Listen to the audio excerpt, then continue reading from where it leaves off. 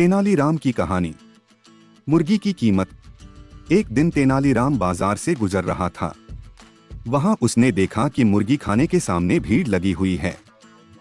तेनाली ने वहां खड़े लोगों से पूछा कि वहां क्या हुआ है जो इतनी भीड़ लगी है।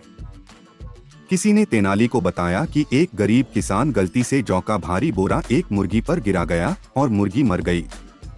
मुर्गी छोटी सी थी, 5 सोने के सिक्कों से अधिक उसकी कीमत नहीं थी, पर मुर्गी खाने का मालिक अड़कर बैठा था कि वह उस किसान से 50 सोने के सिक्के लेकर ही उसे जाने देगा। उसका कहना था कि अगर मरी न होती तो 2 सालों में यही छोटी सी मुर्गी 50 सिक्कों के बराबर की मोटी मुर्गी बन चुकी होती। झगड़ा बढ़ता ही जा रहा था। तभी किसी की नजर राजा के अष्टदिग्गज दरबारी तेनालीराम पर पड़ी। लोगों ने हटकर तेनाली के लिए रास्ता बना दिया। मुर्गी के मालिक ने तेनाली के आगे सिर झुकाया और अपनी दलील पेश करते हुए कहा, हुजूर, इस आदमी ने बेध्यानी में मेरी ऐसी मुर्गी को मार डाला जो 2 सालों में इतनी मोटी ताजी हो जाती कि मैं उसे 50 सोने के सिक्के में बेच सकता था। तेनालीराम ने किसान की ओर देखा, पर उसकी तो डर के मारे घिघी बंधी हुई थी। तुम इस मुर्गी वाले को 50 सोने के सिक्के दे दो, क्योंकि तुमने इसकी मुर्गी मारी है जिसकी कीमत यह 50 सिक्के बताता है।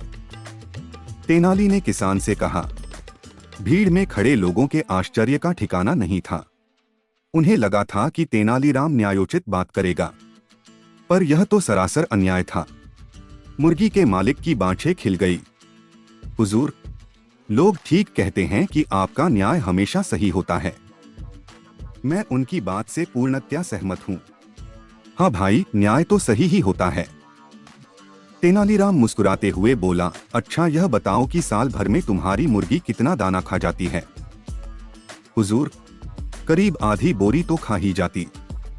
मुर्गी का मालिक बोला, तो अगर यह मुर्गी जीवित होती तो 2 वर्षों में कम से कम 1 बोरा दाना तो खा ही जाती है। तेनाली ने पूछा।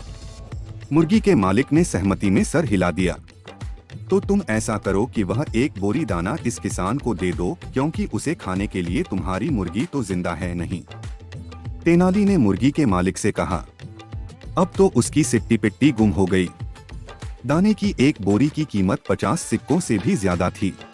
इधर तेनालीराम के इस न्याय से किसान के चेहरे पर मुस्कान आ गई। भीड़ में खड़े लोग भी खुशी से चिल्लाने लगे।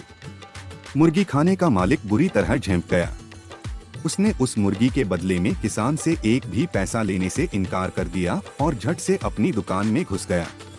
अन्य शानदार कहानियों के लिए चैनल को सब्सक्राइब करें, कृपया लाइक करें और कमेंट करें आपको कहानी कैसी लगी।